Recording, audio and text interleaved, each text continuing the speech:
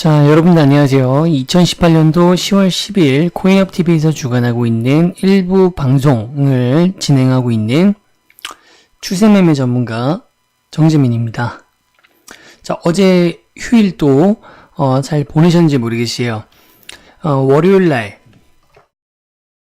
월요일날 방송 이후에 또 한 차례 텀이 있었고 오늘 방송까지 48시간 정도 지났는데 이제 어떠한 흐름들로 다음 비트코인이나 알트코인들의 반응이 어떻게 이어가는지를 제 방송을 꾸준히 보시는 분들이라면 오늘 오전부터 진행되었던 비트코인의 하락, 조정이죠. 그리고 알트코인들의 그에 비례하는 만큼의 어떤 조정, 이런 거에 이제 놀라지 않을 수 있으셨다라고 말씀을 드릴 수가 있습니다. 자, 우선은 먼저 보조 지표들 먼저 살펴보면서 오늘 비트코인이 또 어떤 식으로 흘러가고 있는지, 문제는 없는 건지, 추세가 바뀐 건 아닌 건지 살펴보도록 하겠습니다.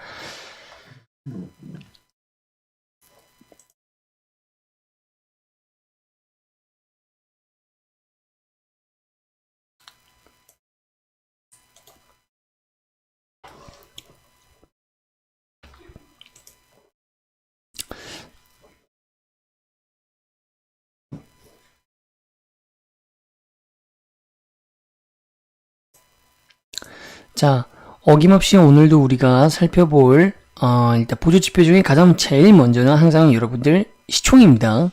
자, 코인 마켓캡, 자, 크립토커런시 마켓캡 사이트에 나와 있는 지금 현재 시총 규모는 보시다시피 2억 1,070억 달러, 최소치라고 할 수 있는 2,200억 달러를 여전히 회복하지 못하고 있다. 그럼 이게 문제가 되는 것인가? 문제가 되진 않습니다. 어떤 이유가 있어서가 아니라 지금 현재 정확한 진단을 드리자면 알트코인들은 비트코인에 영향을 받고 있는 상황인 것이고, 비트코인 같은 경우에는 눈치를 보고 있다. 긍정적으로 말씀을 드리면 이따가 차트 분석에서도 살펴서 이제 한번 보겠지만 7,000달러 싸움을 앞두고 나서 힘을 모으고 있는 그런 단계, 즉 전문용어로는 이제 수렴의 끝에 다다랐다라고 말씀을 드릴 수가 있고요. 부정적으로 말씀을 드렸을 때에 이제 조금 눈치를 보고 있다. 즉 지금보다 조금 더 이탈할 수 있는 물량이 발생할 수도 있다. 이렇게 말씀드릴 수 있겠지만 가능성은 낮다. 지난 여러 차례 분석을 통해서 말씀드렸다시피 7,000달러를 향한 비트코인의 움직임은 여전히 유효합니다, 여러분들. 그렇기 때문에 오늘의 조정에 있어서도 역시 반등이 결국 오전과 점심과 오후까지는 지속되던 하락세 조정이 저녁 장세에 들어오면서 회복하는 것들을 보고서 제 방송을 보고 계실 겁니다. 그렇기 때문에 방송을 미리 봐주시고 제가 말씀드렸던 추세를 신뢰하신 분들이라면 크게 당황하지 않으시는 선, 지지선 6,400달러가 무너지지 않았기 때문이죠. 자, 그럼 비트코인과 시총의 10손가락 안에 드는 트론까지 해서 11손가락 11개의 순위, 상위 12, 상위 11개의 이제 코인들을 비트코인과 한번 비교하면서 한번 그래프를 한번 보도록 할게요.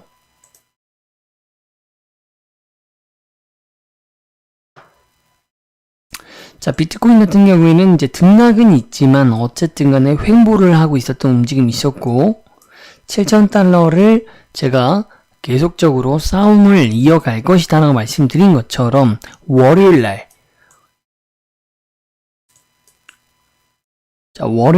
상승하는 그 분위기가 잘 연출이 됐지만 오늘에서는 그 상승분을 그대로 다 토해냈다. 하지만 아직까지 그 이상의 깊은 하락 파동이 이어지고는 있지는 않습니다. 다만 변수가 될 수 있는 것은 이제 방송이 끝나고 곧 새벽장, 유동량이 상당히 적죠. 새벽장으로 넘어가는 것이 좀 변수지만 아까도 말씀드렸다시피 추세가 바뀐 것이 없습니다. 그렇기 때문에 크게 걱정할 문제는 아니다 라고 말씀드릴 것 같고요. 나머지 코인들 같은 경우에도 다 비슷한 흐름들을 가고 있는데 조금 이제 눈에 띄는 것은 리플과 카르나도 에이다입니다. 리플 같은 경우에는 이미 월요일 때부터 주말 때부터 하락 파동이 시작되고 있는 낌새가 나타났었는데 비트코인이 하락하기 때문에 거기에 비례한 움직임을 보여주기도 했지만 상당히 더 많은 매도량을 쏟으면서 비트코인보다도 훨씬 더 낮은 기울기로 가파르게 빠지고 있는 모습을 보여주고 있습니다. 그래서 리플 같은 경우에는 이제 조만간에 오히려 비트코인이 정말 7,000달러를 향한 움직임을 다시 한번 우리에게 시그널을 보내준다면 리플 또한 이제 더 이상 내려가지 않고 기술적 반등부터 시작해서 진반등으로 이어갈 것이기 때문에 매수를 해볼 수 있는 타이밍이 다가오고 있다. 이렇게 생각을 해주시면 좋을 것 같고, 카르나도 에이다 같은 경우에는 굉장히 숨고르기를 오래 하다가 지금은 탈비트화 움직임을 좀 강하게 보여주었습니다. 근데 물론 비트코인이 이제 하락하는 것을 완전히 이겨내지 못했기 때문에 조정을 받고는 있지만 순서대로죠. 이더리움이 이제 가장 먼저 보여줬었고, 이오스 보여줬었고, 리플과 스텔라가 같이 보여줬었고, 그 다음에 비트코인 캐시와 라이트코인이 보여줬었던 지금 공통점이 메이저 거래소, 자, 중소형 거래소를 제외하고 말씀드리는 겁니다. 자, 메이저 거래소 기준으로 봤을 때 비트코인을 제외한 알트코인들 중 비트코인의 움직임을 따라가지 않고 독자적인 어떤 상승세, 가격 방어력 이런 것들을 보여줬던 코인들의 공통점은 지금 상위 시총에 있는 아이들이라는 거죠. 맞나요? 제가 빼먹은 게 없습니다. 업비트 그리고 기존의 메이저 거래소들 같은 경우에는 빠진 게 없습니다. 자, 업비트를 중심으로 더 말씀을 드렸고, 자, 근데 이런 상황에서 트론도 보여줬었죠. 지금 에이다가 보여줬다. 요게 이제 의미가 있는 거죠. 지금 업비트에서 전반적으로 메이저 거래소에서 상위 시총에 랭크되어 있는 알트코인들이 올라갔다 떨어지는 것, 하락한다라고 느끼지 마시고 지금 이 도표에서 보시는 것처럼 전반적으로 좀 움직임이 보여지고 있다는 것은 우연일까를 생각해 보셨을 때 우연이 아니라는 거죠. 비트코인이 그만큼 지금 굉장히 좋은 움직임들을 곧 7,000달러 돌파 또는 터치에 일러서 이제 싸움이 일어나는 그런 움직임들을 대비한 알트코인들의 매집들, 그런 움직임을 보시면 좋을 것 같고, 리플 등과 같이 자체적인 어떤 호재가 있었을 경우에 호재가 가격으로 반영되는 경우가 최근에는 없었습니다. 근데 그 호재가 가격으로 반영이 됐었죠. 2배 이상 펌핑이 됐었던 것, 요것 자체도 리플 하나만 보시고 리플은 진짜 상용화에 가장 가까운 코인이야, 시총 2위를 완전히 독점할 수 있어, 등등등 리플 홀더분들의 어떤 찬양도 물론 일리가 있겠지만 그렇게 보시는 게 아니라 좀 더 넓게 봤을 때 비트코인이라고 하는 기축을 통해서 봤을 때에는 호재가 가격에 반영된다라는 것 자체가 비트코인이 더 멀리 높게 날아갈 수 있는 움직임이 시장 전체에 지금 투영되고 있다, 이렇게 봐주셔야 되는 부분이라는 겁니다. 나머지 코인들도 그런 선상에서 움직이고 있다 정도 보시면 좋을 것 같고요. 자, 다음은 CGI입니다. CGI 같은 경우에는 제가 방송 전에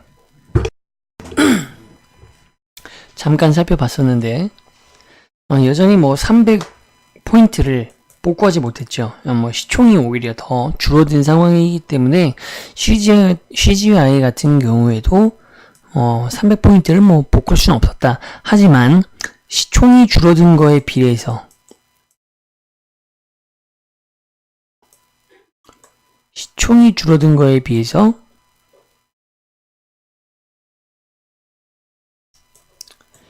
CGI의 영향력은 그렇게 정비례하지 않았어요. 거의 뭐 차이가 없습니다. 월요일 방송, 주말 때 방송에 보셨던 것처럼 300에 거의 근사치에 와 있다. 차이가 별로 없다는 것만으로도 여러분들이 아침부터 막 오후 내내 이제 일과 시간 동안 비트코인이 많이 떨어지고 막 알트코인들이 막 파란불로 물든 것 같지만 실질적인 비트코인의 어떤 방향성 이런 것들은 전혀 문제가 없다고 봐도 무방하다라는 것이 또 CGI를 통해서도 나타납니다. 변동 요소이 거의 없었다. 비트코인 도미넌스도 그대로죠. 52%를 유지하고 있다라고 봐주시면 좋을 것 같습니다. 자, 이제 마지막 보조지표 프리미엄을 한번 살펴보도록 하겠습니다.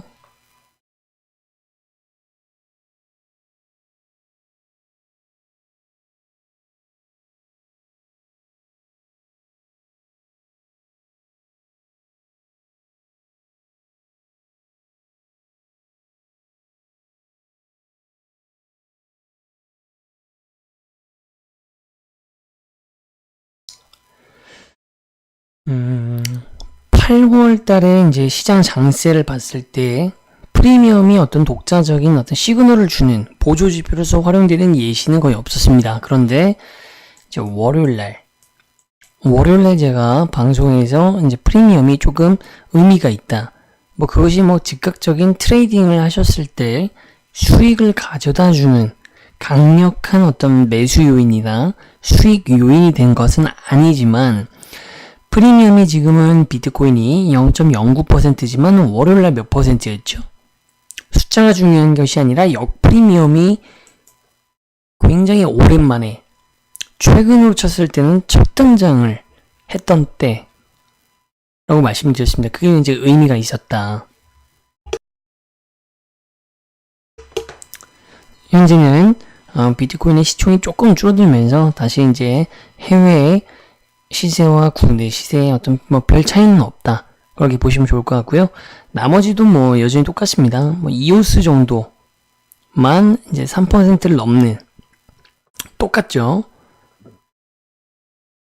그다음에 뭐 카이버 네트워크가 조금 이제 역프리미엄이 심합니다. 마이너스 18.61%인데 요것은 진짜로 국내 시장에 이제 코인이 저평가됐다라기보다는 자 중소형 거래소에서 입출금을 막아놓고 코인을 가지고 거래소 간의 이동을 막고 가두리 양식장처럼 그 안에서 별도의 시세를 형성하다 보니까 엄청나게 펌핑이 될 수도 있지만 엄청나게 또 쌀 수도 있다. 방송 보신 분들 기억나시죠? 캐셔레스트 같은 경우에 뭐 이더리움하고 비트코인이 원화 입금 전에 굉장히 저렴했던 것. 뭐 업비트에서 750만원 할 때 캐셔레스트라는 거래소에서는 뭐 720만원, 730만원의 거래가 됐었으니까요. 코인빗 같은 경우에도요. 코인빗의 그로스톨 코인이 지금 590원에서 600원 정도 하고 있는데 이런 시세를 형성하고 있을 때 업비트에서는 뭐 680원대 그 이상으로 형성이 되어 있었다. 이런 것들 때문에 이제 국내 거래소들의 평균치가 해외랑 비교를 했을 때 좀 더 싼 것처럼 보여지는 것이기 때문에 프리미엄이 뭐 큰 문제 지금 뭐 이걸 가지고서 싸니까 해외 시세랑 맞춰지겠지 적어도 라고 하고 접근하는 것은 무의미하다. 다만 뭐 이런 거는 괜찮습니다.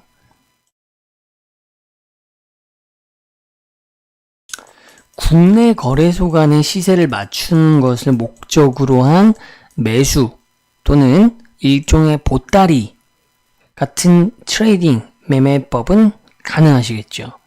하지만 프리미엄이라고 하는 지표만을 보고 해외와 국내 간의 시세를 저울질하는 것, 트레이딩을 하는 데 있어서의 단초로 삼는 것은 자제하셔라.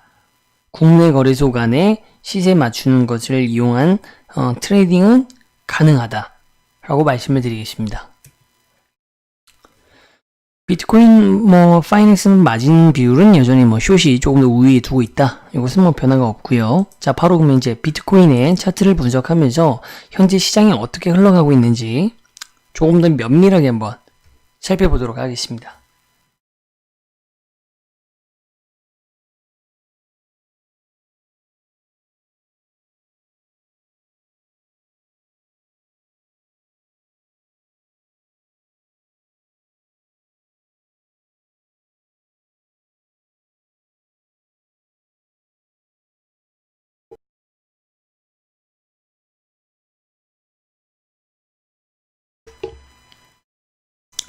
자, 여러분들이 지금 보고 계시는 차트는 저번 월요일날 방송 때까지 기준으로 업데이트 됐었던 차트를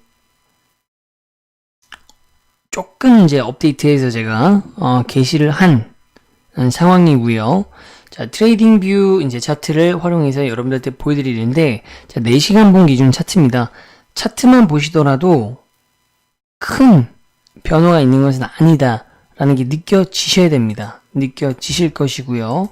자, 보겠습니다. 자, 오늘 움직임을 보면 월요일날 시장에서 이렇게 상승하는 좋은 움직임을 보여줬는데 오늘 오전부터 굉장히 가파르게 떨어졌다. 물론 현재 반등세가 발동을 하고는 있지만 이렇게 다 토해졌으니까 뭐 문제가 있는 건 아니냐. 게다가 보시면 요 파란색 선 박스권이죠. 요 박스권을 이탈한 것 분명히 이탈은 했습니다. 그럼 요것만 봤을 때 좋으냐 나쁘냐? 나쁜 것이죠. 우상향 박스권 요걸 유지를 해주면서 오히려 이번 반등 때, 요 월요일날 반등 때 이 상승분을 그대로 이 박스권 안에서 유지를 해줬더라면 조금 더 빠르게 우리가 7,000달러까지 밀고 올라가는 모습들, 그리고 싸우는 모습들을 볼 수가 있었는데 그것이 지금 좌절된 상황에서 이 박스권을 이탈했다라는 게 조금 거슬리긴 할 수 있습니다. 그러나 더 중요한 것은 지금 지지선이 어디 있는가? 지지선은 6,400달러입니다. 자, 이 6,400달러는 이전에 원래 있었던 지지선은 아니죠. 아주 과거 7월 달쯤에는 원래요. 이 지지선이 이제 강지지선이었습니다. 엄청나게 강한 매수세가 동반한. 하지만 그것이 8월 달 들어오면서 깨지면서 오히려 신저점 5,700, 5,800달러까지 가면서 강한 지지선으로서의 면모는 없어졌다. 그리고 지지선 자체가 최근까지도 없었죠. 없었는데 얼마 전에 9월달 시장에서 상승 이후에 상승 이후에 조정 이후에 받치고 다시 똑같이 6,800달러를 되돌림 값을 보여줌으로써 지지선이 존재하다는 사실을 신뢰를 할 수 있게 되었고, 그 지지선이 지금도 제 역할을 너무나 잘해주고 있는 6,400달러다. 강지지선으로 볼 것은 여전히 아니고 그냥 지지선이 생겨났다. 과거에 어떤 매수층이 있는 곳이 아닙니다. 그 과거의 매수층은 모두 다 흩어졌고 다 소멸된 상태고요. 손바꿈의 형태로 이제 새롭게 6,400달러의 지지선이 형성됐다.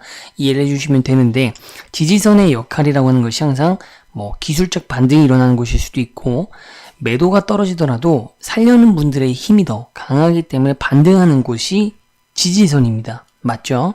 자, 그렇기 때문에 자, 이 지지선이 일단 무너지지 않았다는 게 첫 번째 긍정적인 신호고요.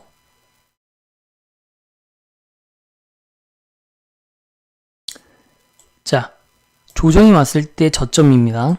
조정이 왔을 때 저점, 조정이 왔을 때 저점, 그리고 조정이 왔을 때 저점, 그 다음에 현재 상태입니다.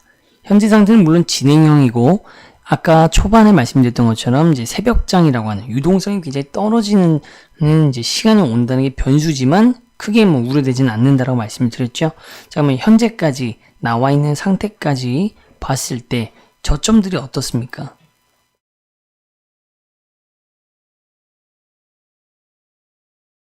전반적으로 저점들이 높아져 가고 있는 모습들, 저점을 높이고 있다라는 거죠. 저점을 높이고 있다. 자, 복잡해 보이니까 정리해서 한번 말씀드릴게요. 뭐 간단하게 이건 뭐 이해를 돕기 위해서 제가 예시를 드리는 겁니다. 실제로 이렇게 차트 분석을 하는 게 아니라 이제 이해를 돕기 위해서 제가 설명을 하나 좀 예시를 드리자면, 자, 조건이 세 가지가 있는데 나쁜 조건이 있고 좋은 조건이 있습니다. 자, 근데 여러분들이 보시기에 나쁜 조건은 제가 설명드렸죠. 해설을 해드릴 땐 나쁜 조건은 하나가 있다. 우상향으로 이끌어가고 있는 박스권을 이탈했다라는 것은 분명히 나쁜 것이다. 좋지 못한 것이다. 자, 그런데 저점을 높여가고 있고 지지선을 그대로 지키고 있다라는 것. 이 두 가지는 좋은 것이다. 자, 나쁜 것 하나와 좋은 것 두 개입니다. 자, 이렇게 했을 때 당연히 대세적인 흐름은 변화가 전혀 없다. 대세적인 흐름은 괜찮다. 굿이라기보다는 웰이겠군요. 괜찮은 상황이다. 그래서 지금도 여전히 상방을 통해서 7,000달러를 향한 근 파동이 올 것이다. 지금 보시면 주기가 하락 파동이 이 저점을 형성하는 주기가 짧았다 늘어났다 하고 있지만 사실 제가 짚어드리지 않았던 부분까지 짚는다면 주기가 분명히 짧아지고 있습니다. 어떤 주기가? 조정이 온 주기가.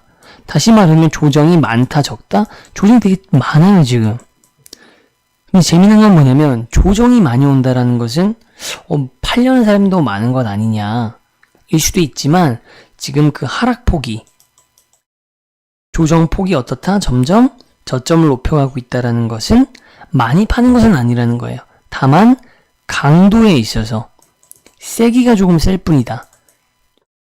조금 이제 어려울 수 있는데 조금 지금 어쨌든 요렇게 이제 제가 이해하시는 분들은 요렇게 요 부분까지 이해를 해주시면 되고 이제 쉽게 한마디로 말씀드려서 주기가 점점 막 빨라지고 막 왔다 갔다 이렇게 하는 것. 하지만 지지선을 건드리지 못하는 것.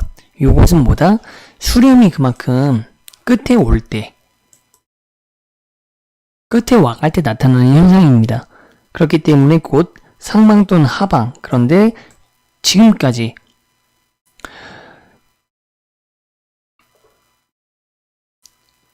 이때까지는 계속 하락 추세였습니다. 계속 6,000달러를 향해 갈 거라고 제가 말씀을 드렸었는데 이때 이후 되돌림 값을 한번 찾으면서부터 그리고 더 확실하게는 두 번째 되돌림 값을 찾으면서부터는 추세가 어떻게 됐다?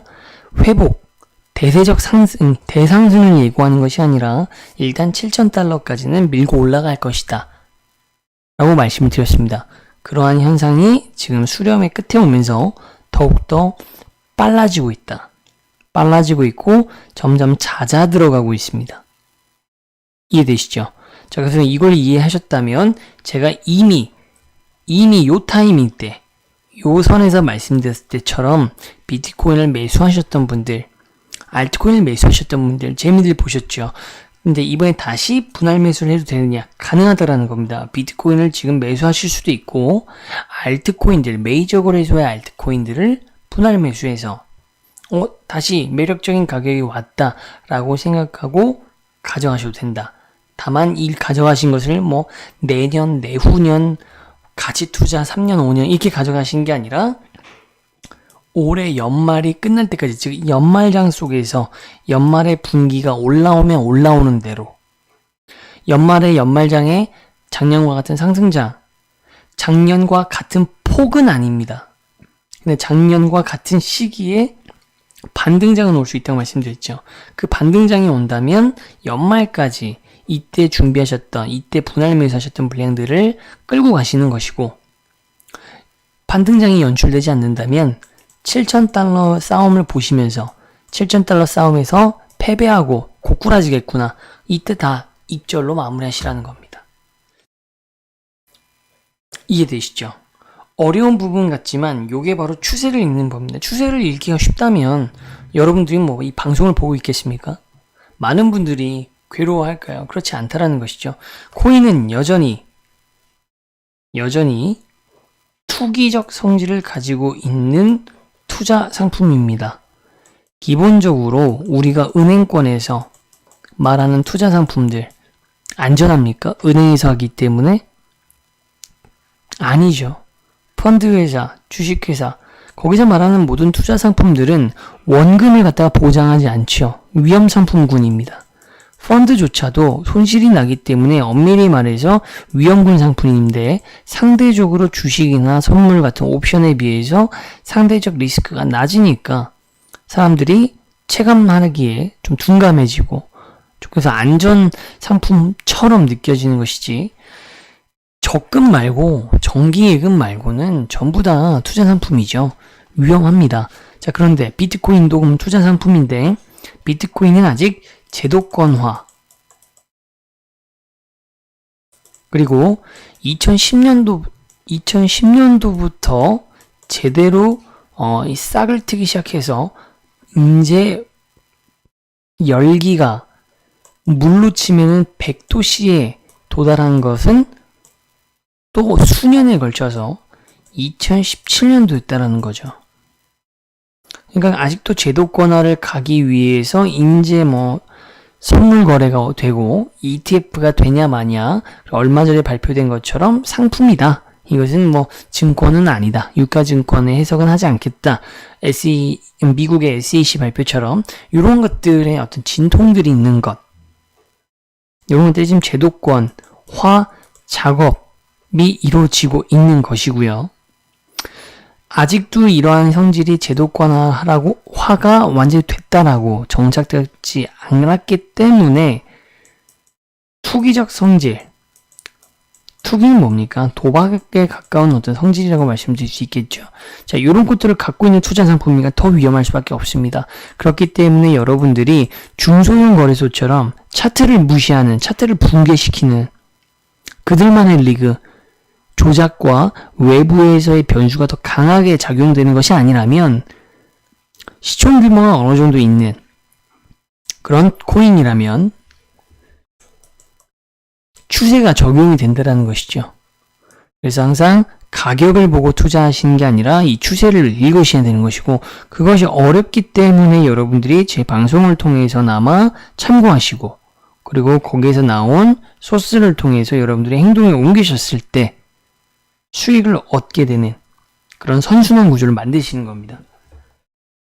자, 최근에 제가 업비트에서 여러분들한테 방송 중에 언급했던 코인들 중에 이거 좀 즐겨찾기 하셔가지고 시세를 좀 수시로 보셔라. 코인 볼 때마다. 직장인 분들 같은 경우에도 화장실 가실 때 직장인이 아니더라도 화장실 가셔서 핸드폰 다 들고 가시잖아요. 핸드폰 보시게 된단 말입니다. 그때 시간 체크할 때 오늘 일과가 언제 끝나나 하고 보실 때 업비트 메인 화면에 자동으로 뜨잖아요. 그때 시세를 여러분들이 갖고 있는 코인만 보시는 게 아니라 이 코인 정도는 꼭 보셔라 라고 제가 말씀드렸던 것 중에 뭐가 있었습니까? 파워레저 코인이 있었어요. 파워레저 코인을 좀 잘 보셔라. 스팀 코인도 있었고 근데 스팀은 제가 뭐라 그랬죠? 파워레저를 먼저 말씀을 드려야 제가 정확하게 분석을 해드렸다는 것이 좀 체감이 되실 거예요. 자, 일단 파워레저 보도록 하겠습니다. 자, 지금 비트코인에 영향을 받아서 조정을 하고 있지만 196원입니다. 자, 여러분들한테 말씀드렸을 때 언제였습니까? 10월 초, 9월 말, 10월 초 이때 평균 시세가 얼마인지 기억나시나요? 그때 정말 제 말씀대로 즐겨찾기에 추가 별표 해가지고 체크하신 분들은 181원, 182원 이럴 때였어요. 자, 여기가 180 라인입니다. 비트코인이 조정이 올 때 180보다도 더 낮게 시세를 형성한 적도 있었고요. 평균적으로는 나머지를 다 위에서 놀았기 때문에 이 라인에서 181원에서 182원이었습니다. 그런데 지금 196원이었고 최근에 싼 고점으로 207원으로 돼 있지만 214원까지 자, 여기가 210원이죠? 보이시나요? 210원 돌파했죠. 207원은 24시간 기준 오늘 업데이트 돼서 최고점이 207원이다 이렇게 얘기하는 것이고 실제 제가 방송에서 언급드린 이유로는 214원까지입니다. 대략적으로 봤을 때 20% 정도의 수익을 큰 위험성 없이 가져가실 수 있는 것이죠. 중소형 거래소 같은 경우에는 월요일날 제가 이제 직접 코인의 거래소 이야기를 뒷이야기를 보여드렸지만, 400%, 50%, 80% 많죠. 많지만 이런 것으로 수익을 얻는 분들이 3분이라고 한다면 7분 정도는 반대로 이만큼을 손해를 보신다는 것. 그것이 바로 공격적인 성향에 맞는 분들이 덤비셔야 될 하이리스크 하이리턴 중소형 거래소의 맹점이 되는 것이죠. 리스크가 됩니다. 메이저 거래소는 그 정도의 수익분을 더 이상 신규가 업비트가 풀리지 않는 한 유동자금이 다 빨려 들어오고 여기서 돌지 않는 한 고정도 상승은 당분간 보기가 어렵습니다. 당분간입니다. 이게 앞으로가 아니라 당분간은 보기가 어려운 상황인데 그런 상황에서도 20%, 30%를 뽑아갈 수 있다는 것은 상당히 안정적으로 심리적으로 안정감을 갖고 내가 다른 일을 하면서 이런 수익을 얻을 수 있다고 생각을 해보시면 막 쫄면서 뭔가 쫄리면서 뭔가 쫓기면서 중소형 거래소에 투자해서 얻는 그 리스크 대비 고수익보다도 훨씬 가치가 있고 더 크게 느껴질 수가 있다는 것이죠. 이런 것들이 다 추세에 기반해서 여러분들 말씀을 드릴 수 있었던 것들입니다. 그래서 방송 항상 놓치지 마시고 보시고 정회원분들 같은 경우에 또 유료 회원분들 같은 경우에는 별도로 텔레그램을 통해서 수시로 또 더 많은 코인들을 매수하셔라. 더 정확하고 디테일하게 잡아드리기 때문에 큰 수익들을 받으실 수가 있으니까 관심 있으신 분들은 또 코인업TV 홈페이지를 통해서 신청을 해주시면 좋으실 것 같고 자 1부 방송을 일단 여기서 마무리하도록 하겠고요. 잠깐 쉬고 나서 자 2부 방송에서 자 코인 비트코인 덱스 거래소 코인이 드디어 오픈이 얼마 안 남았습니다. 거기에 대한 이제 뒷이야기와 배경 이야기죠. 뒷이야기가 아니라 이제 배경 이야기와 이제 비트소닉의 이제 거래소 코인 또 오늘 상장되면서 비교하는 시간을 또 갖도록 하겠습니다.